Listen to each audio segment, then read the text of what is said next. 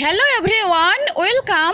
এখন আমি রয়েছি দি ওয়েস্ট বেঙ্গল মাদ্রাসা সার্ভিস কমিশনের অফিসিয়াল ওয়েবসাইটে। General information to candidates called for personality test of first SLST NT group D, যে পার্সোনালিটি টেস্ট যে হবে তার জন্য কিছু ইনফরমেশনস দিয়েছে। ঠিক আছে, তো এটা আমরা দেখে নিচ্ছি।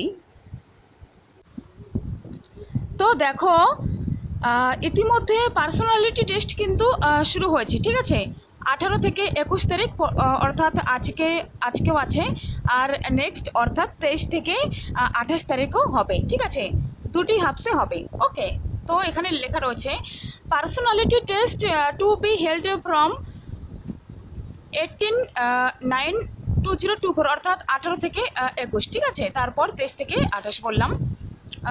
ভেনু বৈতাল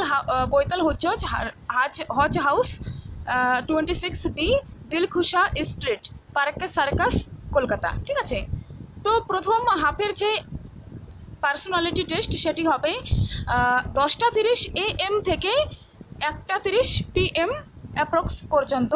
আবার নেক্সট সেকেন্ড হাফ হবে 2:30 থেকে 5:30 পর্যন্ত। ওকে, টোটাল মার্কস হবে 5 নম্বর। তোমরা ইতিমধ্যেই খবর জেনে গেছো, যেহেতু এক্সাম শুরু হয়েছে আর নিউজটি কিছুদিন আগে দিয়েছে, 13 তারিখ। ঠিক আছে, আমি এখানে দিচ্ছি, এখানে একটা গুরুত্বপূর্ণ কথা রয়েছে, একটু পরেই বলবো। ঠিক আছে, টোটাল ভ্যাকান্সি কত?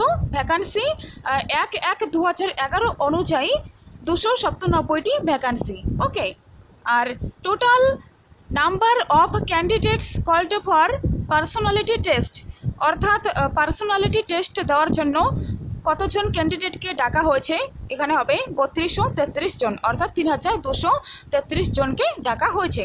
ওকে, candidates have been called district wise, post wise, medium wise and category wise in the ratio of 1:2 of final vacancy as on 01/01/2011,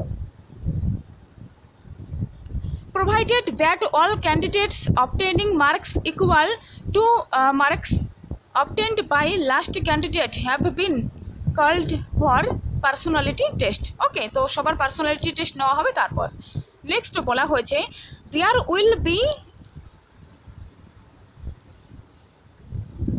will be 4 separate boards of personality test, each presided over by a member of the commission.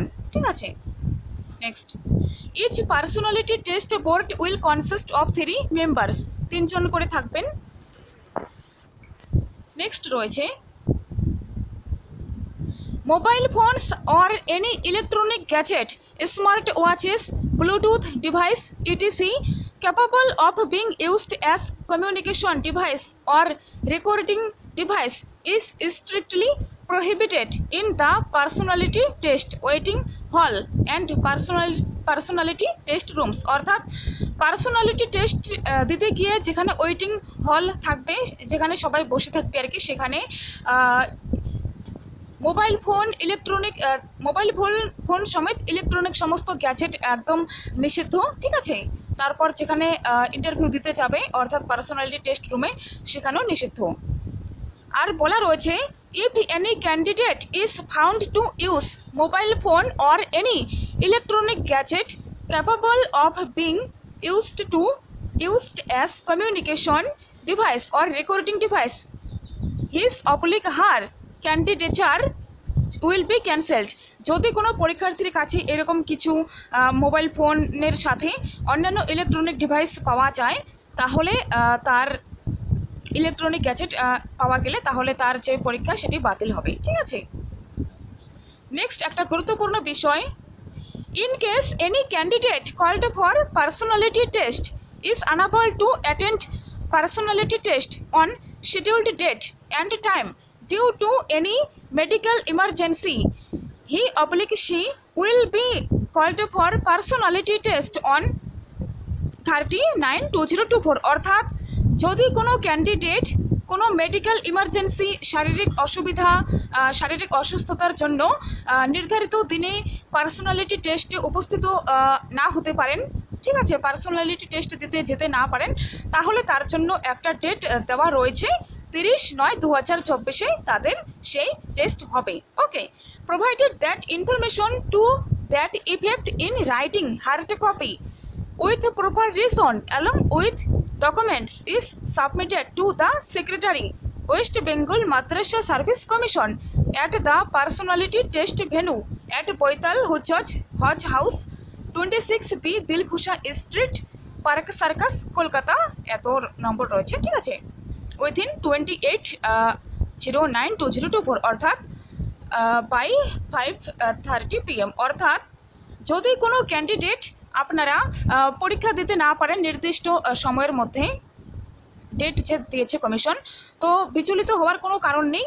28/9/2024 তারিখের মধ্যে সেখানে hard কপিতে একদম প্রপারভাবে guidance, প্রপারভাবে লিখে, কারণটা লিখে, তার সাথে যে ডকুমেন্টস, একদম প্রুফ ডকুমেন্টস, সেটি তাদের সেক্রেটারি যে রয়েছেন তাকে জমা দিতে হবে এখানে হজ হাউসে 28/9/2024 তারিখের মধ্যে, ঠিক আছে।